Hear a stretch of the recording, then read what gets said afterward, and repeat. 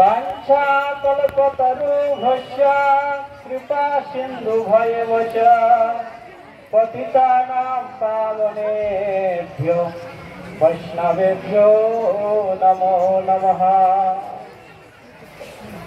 श्री श्री गुरु गौरांग जययुक्त हो, जययुक्त हो नवद्वीप धाम परिक्रमाकारी भक्तवृंद, जययुक्त हो काकोर मठा श्री चैतन्य मठे वर्तमान मठाचार्य सन्यासी गोस्वामी महाराज एवं भक्ति विजय वैखानंद गोस्वामी महाराज समस्त त्रिदंडी पादगण शुरू भक्तवृंद, আমরা দেবপল্লী থেকে আমরা হরিহর ক্ষেত্রে সংকীর্তন সহযোগে আমরা আগমন করলাম।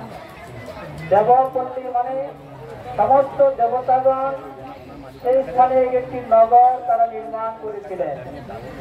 যে স্থান থেকে আমরা আসলাম নৃসিংহপল্লী থেকে দেবপল্লী বলা হয়।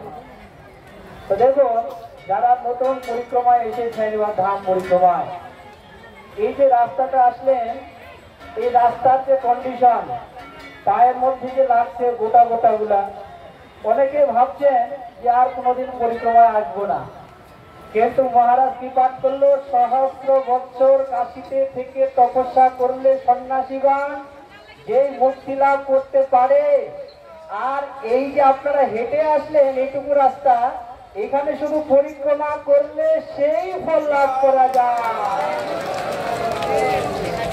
তাহলে আসবেন তো? এই কষ্টটা কিছু মনে হবে?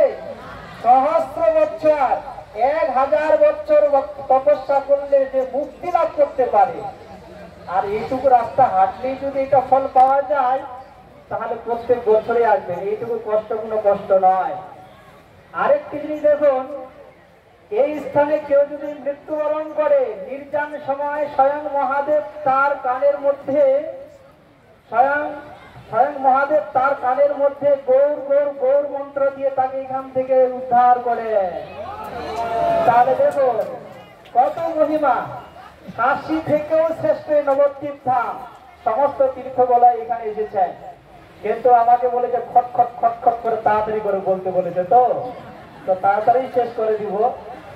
দেখুন, কোন এক সময় কাশী বারাণসীতে সেখানে শিব আর পার্বতী থাকতেন। কোন কার্য উদ্দেশ্যে তারা কৈলাসে চলে গিয়েছিলেন। আর সেই সময় সেখানে নর রাজত্ব করতেন, মানুষের রাজত্ব করতেন, তারও নাম কাশীরাজ। এই কাশীরাজ তিনি শিবের উগ্র তপস্যা করে শিবকে সন্তুষ্ট করেছিলেন। শিবকে সন্তুষ্ট করে শিবের কাছে বর চেয়েছিলেন। শিব তো সহজে বর দেন, সকলে আপনারা জানেন, সকলেই জল ধানে, সকলে শিবের ভক্ত বেশি, সেই জন্য। তো শিব সন্তুষ্ট হয়ে সেই কাশীরাজকে বর দিয়েছিলেন। তো কি বর চেয়েছিল? ওই কাশীরাজ বর চেয়েছিল, আমি কৃষ্ণকে জয় লাভ করতে চাই, যুদ্ধে পরাজয় করতে চাই কৃষ্ণকে। কাকে যুদ্ধে পরাজয় করতে চেয়েছিল? কৃষ্ণকে যুদ্ধে পরাজয় করতে চেয়েছিল। শিব বলছেন তথাস্তু, তোমাকে আমি বর দিলাম।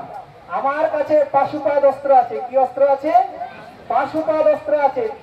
তুমি যুদ্ধের জন্য তৈরি হও, তুমি আগে আগে যাও।